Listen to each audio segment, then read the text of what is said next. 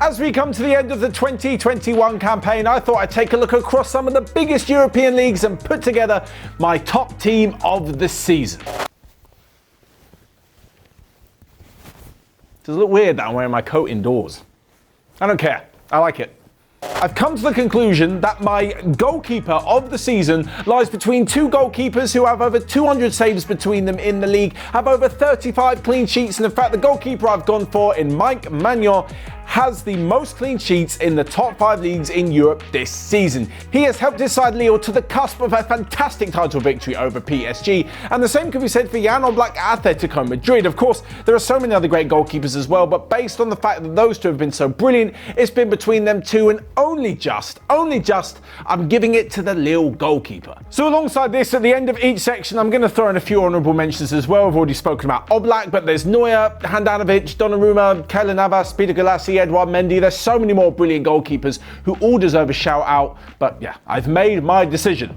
Moving into the right back spot, and actually calling this player a right back probably doesn't do him justice. If anything, he plays as a wing back, and if anything, when you see him play on the pitch, he's more of a winger. That is how good Achraf Hakimi has been for Inter Milan, especially going forward, to be absolutely brilliant in the opposition area. Of course, he does do a very good job defensively as well.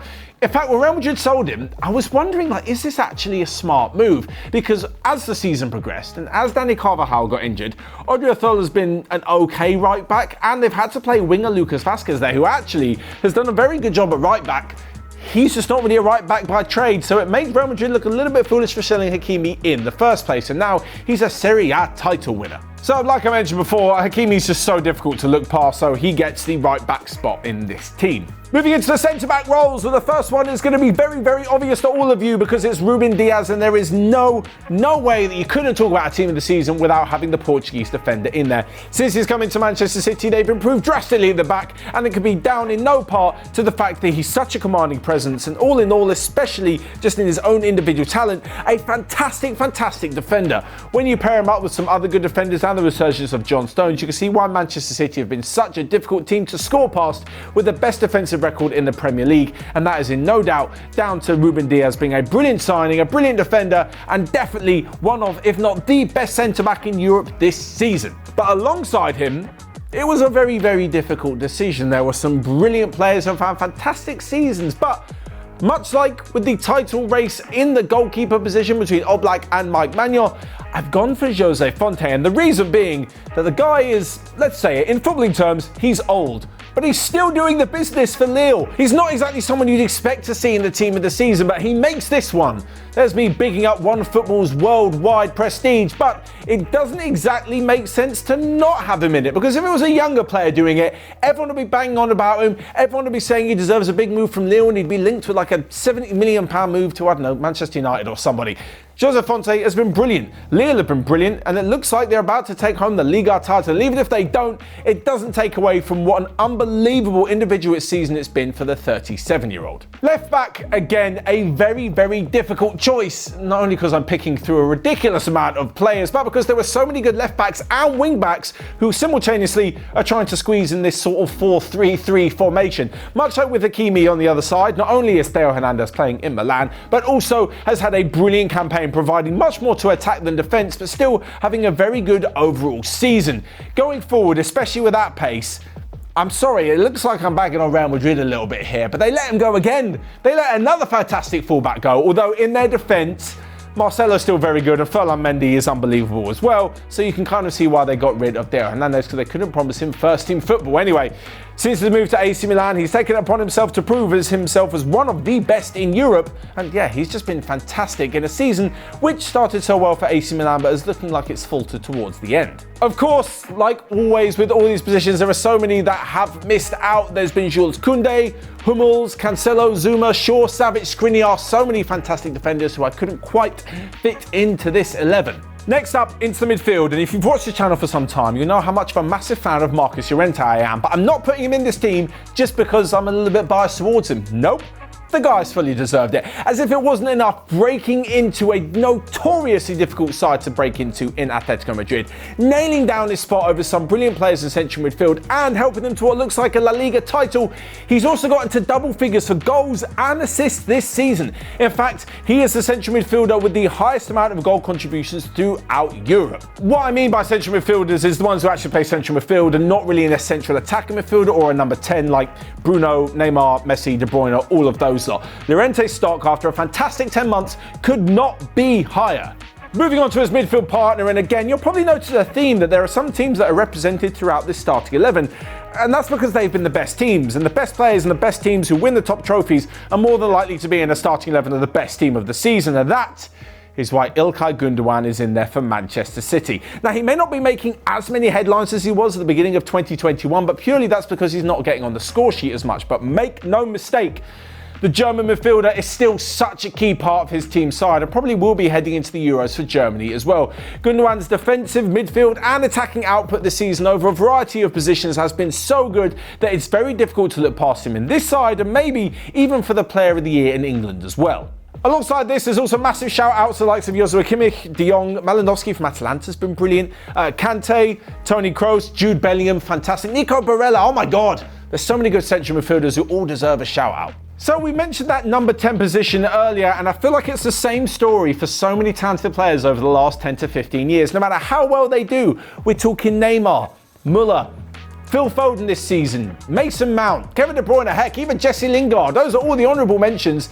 They just cannot get past Lionel Messi. On the pitch for Barcelona, it's been a very, very difficult season as well as off it. Of course, there's been a change in presidency. There's been rumours about Messi leaving. Is he going to stay? Is he going to go? There's also rumours about Ronald Koeman staying and potentially going. But even through all of this, Lionel Messi has managed to show his unwavering ability both in the goal scoring, the assisting and the all-round play, and he again has been the key man for Barcelona. In fact, he sits at top of the goal scoring and the assist charts, and although they have been poor in the Champions League, the La Liga title race has been a little bit rockier, they have had a welcome success in the Copa del Rey, and Messi has shown his class throughout it all. It may seem like at this point I'm picking him because of what he's done previously, because he's in the conversation for the best of all time, and maybe he's got a lot in the bank over the last few seasons about how brilliant he's been. But if you're overlooking his performances this season, well, more fool you, because he's still been brilliant. To be honest, I'm not sure we'll see anything like Lionel Messi or Cristiano Ronaldo. Again, I had to throw in Ronaldo because, you know, the internet.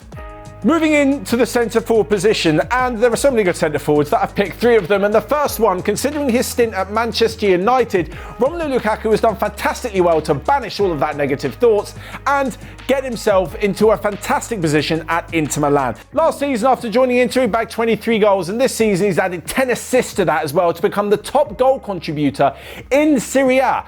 He's the best player in the league that he's won, the best player in a team that has dominated the division, so Lukaku can't not be in this side. And talking of Inter Milan, I actually made a video on how dominant they were this season, how they broke Juventus' stranglehold over Serie A, which you can find by clicking here. Talking of Juventus very briefly, because I know loads you're going to be talking about Cristiano Ronaldo. Yes, in front of goal he's had a brilliant season, but that's about it. He's found the back of the net very regularly, which is fantastic for a player his age, and he's still showing he's one of the greatest of all time.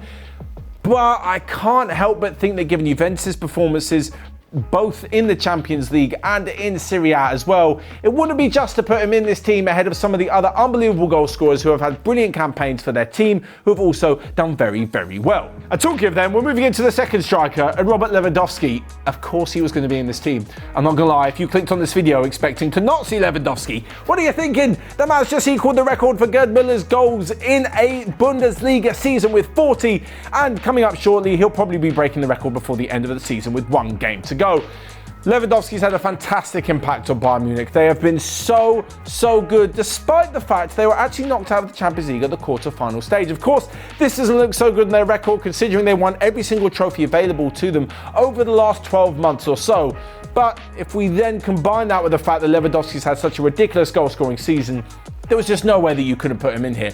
In my personal opinion, even though He's only won the Bundesliga title this season. If he continues on with this sort of goal-scoring form, by the time the Ballon d'Or awards come around again at the end of 2021, he'll be the front-runner for me still. Lastly then, the man who could definitely lay claim to being the best striker of his generation and the man who could take over Robert Lewandowski's goal-scoring mantle in the Bundesliga, only if he stays. I don't want to get too much into Erling Haaland's potential future because we know that every single club is hot on his tail, and that's because the guy's a machine, a footballing freak, a goal-scoring legend, and he's still so young. It looks like there isn't anything he can do, and he's pretty much single-handedly, alongside some other good performances actually from the likes of Royce and Jadon Sancho as well, helped Dortmund to fight back from a poor start to the season, to make it into the Champions League spaces, win the DFB Pokal, and all round, actually, it's not been a terrible season for them. With Haaland's future up in the air, like I mentioned, I doubt, honestly, he's going to be staying at Dortmund for many seasons longer, but while he's there,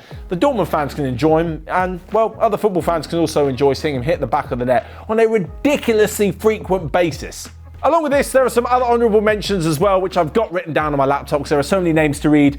Harry Kane's been brilliant, so has Andre Silva, Mbappe, Benzema, Heung-min Son, Salah, Mahrez, Insigne, Griezmann, Morata, Suarez and Iago Aspas, alongside Cristiano Ronaldo. All of them have been fantastic, just quite not as good as the other three. So there you have it then, there is my European team of the season. You guys let me know your thoughts down below. Check out everything else we've got going on, and until next time, have a great day, and I'll see you guys later.